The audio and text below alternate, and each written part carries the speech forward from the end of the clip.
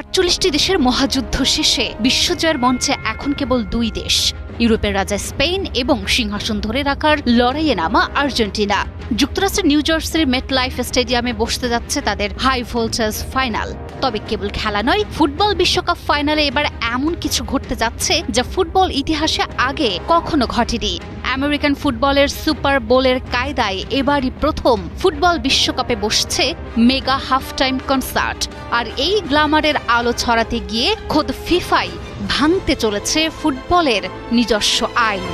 ৮২,০০০-এরও বেশি দর্শক ধারণ ক্ষমতা সম্পূর্ণ ঐতিহাসিক মেটলাইফ স্টেডিয়াম, যেখানে ২০১৬ সালের কোপা আমেরিকার ফাইনাল হয়েছিল, সেখানে এবার নির্ধারিত হবে বিশ্ব ফুটবলের শ্রেষ্ঠত্ব। আর সেখানেই ফাইনালের প্রথমার্ধের বাঁশি বাজার সাথে সাথেই বদলে যাবে পুরো দৃশ্যপট। ব্রিটিশ সংবাদ মাধ্যম দ্য টাইমসের প্রতিবেদন অনুযায়ী ফাইনালের প্রথমার্ধ শেষে মাঠে নামবেন বিশ্বখ্যাত সব তারকারা। গ্লোবাল সিটিজেনের সাথে যৌথ উদ্যোগে আয়োজিত ১১ মিনিটের এই জমকালো কনসার্টে মঞ্চ মাতাবেন Shakira, B T S, Madonna, Justin Bieber, Coldplay এবং বার্না বয়ের মতো গ্লোবাল আইকনরা। সুবিধাবঞ্চিত শিশুদের শিক্ষা ও ফুটবলের অধিকার নিশ্চিতের তহবিল গড়তেই এই মেগা আয়োজন। কিন্তু গোল বেঁধেছে অন্য জায়গায়। ১১ মিনিটের এই কনসার্টের বিশাল মঞ্চ তৈরি এবং তা মাঠ থেকে সরিয়ে নেওয়ার জন্য প্রয়োজন বাড়তি সময়। আর এই কারণেই প্রথাগত ১৫ মিনিটের মধ্যবিরতি বাড়িয়ে প্রায় ৩০ মিনিট করার পরিকল্পনা করছে ফিফা, যা সরাসরি সাংঘর্ষিক আন্তর্জাতিক ফুটবলের নিয়মের সাথে।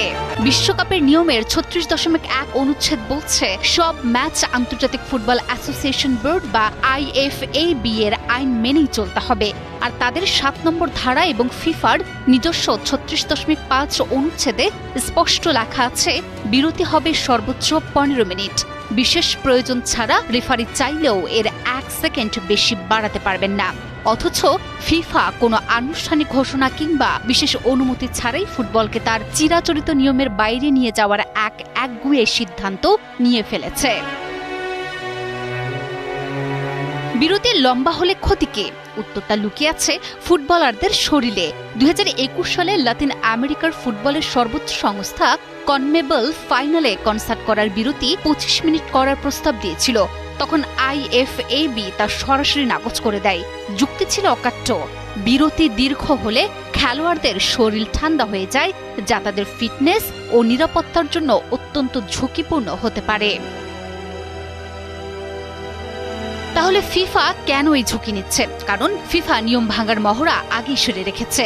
২০২৫ সালে এই মেটলাইফ স্টেডিয়ামেই ক্লাব বিশ্বকাপের ফাইনালে কনসার্টের জন্য প্রায় ২৫ মিনিটের বিরতি দেওয়া হয়েছিল। এবার বিশ্বকাপের ফাইনালেও বিশেষ অনুমতি ছাড়া একই পথে হাঁটলে আন্তর্জাতিক ফুটবল আইন ভেঙেই আয়োজন করতে হবে ফুটবলের ইতিহাসের সবচেয়ে বড় এই ম্যাচ। একদিকে আইন ও খেলোয়াড়দের নিরাপত্তার কড়া নিয়ম, অন্যদিকে বিনোদন আর চ্যারিটির এক মহা আয়োজন।